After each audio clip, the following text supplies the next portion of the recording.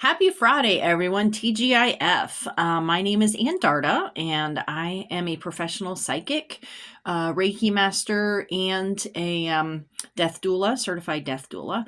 I have actually had my YouTube channel for many years now, but I've just been keeping my videos private for my Patreon patrons.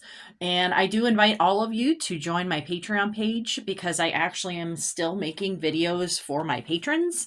But I'm actually starting to create weekly videos here because I feel that there is just a lot of information that we're downloading now, that everybody needs to process and be aware of, and also just, having that clarity of mind. And so, the video for today, this is January 10th of 2025, is all about the portal of transformation. So this was the card for the day. I actually go through the entire week because I do daily draws on my Patreon page.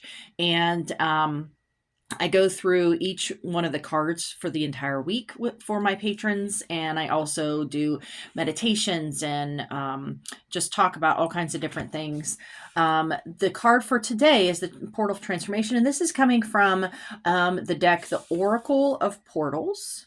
That is by Tess Whitehurst, and the artwork is Layla Savolainen. I said that right. So I just wanted to talk for a few minutes about what exactly transformation means, because I think that this is actually very applicable to everyone on maybe a personal as well as a social platform. And so, what is transformation? Transformation is a thorough or dramatic change in form, appearance, internal and external. And it's just a radical change of some sort. Um, Most people, and it's included on this picture here, most people visualize any type of transformation as the metamorphosis of a caterpillar into a butterfly, because that is a really good, you know, um, concept for us to understand. It is a physical transformation of an insect that turns into something that looks completely different, right? Um, now, why is change so difficult? Change actually requires a lot of courage to face and to implement, to go through. Change requires courage to face it and to see it through. Most people just think and daydream about what they want to change in their lives, but they don't follow through because of fear. And the fear can be on many different levels: fear of what other people may say or think or do, fear of what that new life may be. And so that's why a lot of people just stay in a toxic or negative environment, way of being, whatever, because that's just what they know. Okay, so it's that old saying of, reach for an unknown heaven as opposed to staying into a known hell. That we tend to, if we don't know what it looks like, that unknown heaven, then we're not going to reach for it because it's scary. So transformation process is not really pleasant or fun. So I think that a lot of people glamorize the notion of transformation. And this can be in all forms. This can be in all of our selves, our capital S selves, our physical, spiritual, mental, and emotional selves. But transformation itself is not actually pleasant or fun. If we were to actually be inside the cocoon, it's very icky. It's very, gross, nasty. You're inside this little bubble and you're literally shedding, and there's lots of sticky things that are going on in there. I don't, I've not, well, at least this time around, I've not been in that form, but just the process of transformation is not pleasant or fun. Okay.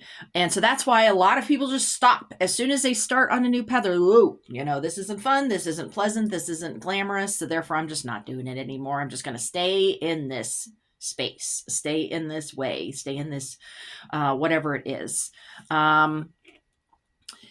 So discomfort is actually necessary to get to and appreciate the outcome, the result of that transformation.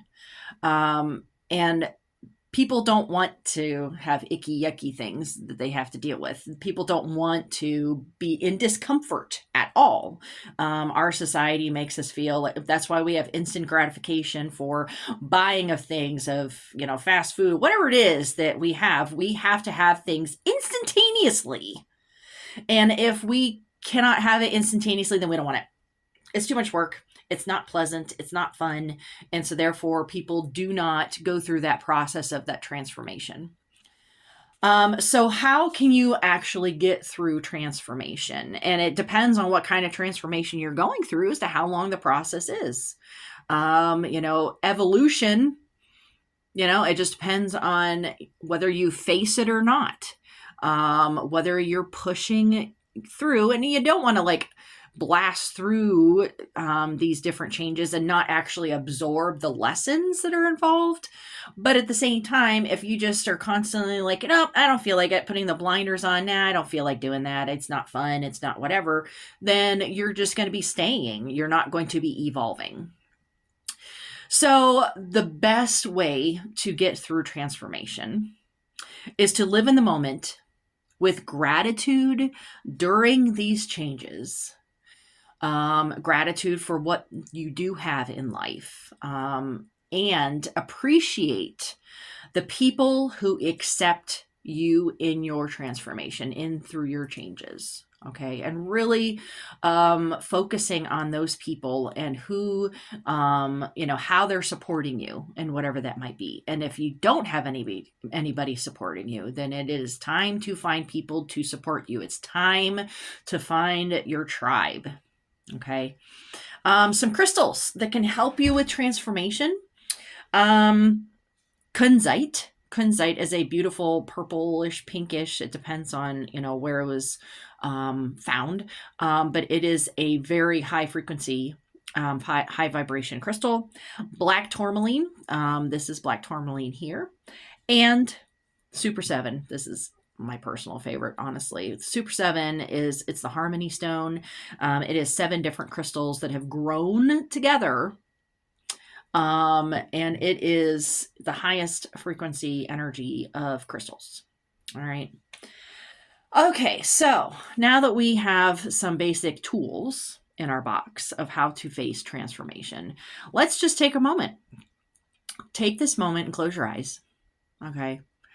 Just really focusing on deep breathing, breathing from your diaphragm, breathing from your stomach. Now I want you to visualize yourself in a cocoon. Okay. What does your life look like in this cocoon? What do you want your life to look like?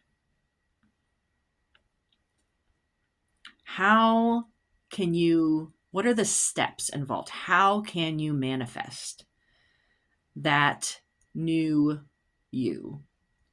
What are the steps of that transformation?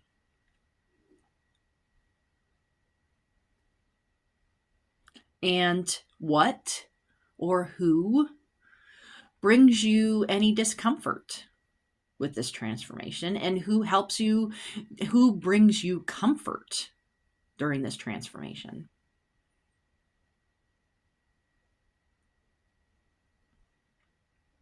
Now you may be visualizing this on a literal or, physical, but this can also be spiritual, mental, and emotional.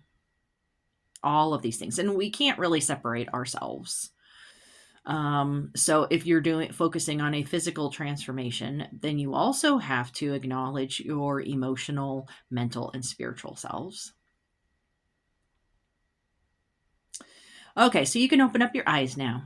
And I hope that this just really sort of gives you a little bit of clarity on any transformations that you are experiencing in your life right now. Okay.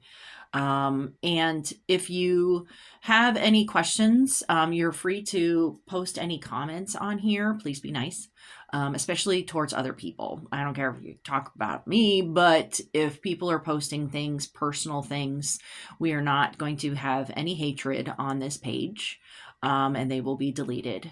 Okay. Especially with such a vulnerable thing such as transformation. So I hope that this is helpful to you, and I invite you all to join my Patreon page. You also can set up appointments. I have a Calendly account that you can schedule an appointment. I actually have a sale on my Wheel of the Year readings. I had the live Wheel of the Year reading posted on my Facebook page. It's Den of Andarta. And so you can watch that and see what I do. And that's just going to be for how I do for everybody. So I look at each month for each person. So you can schedule an appointment on my Calendly account to do a Zoom. Unless you are in Western New York, we can do it in person. Otherwise, it's going to be a Zoom meeting. And you can just schedule yourself on my Calendly account. Okay. I hope you have a wonderful day and weekend, and I will see you next Friday. All right. Bye-bye.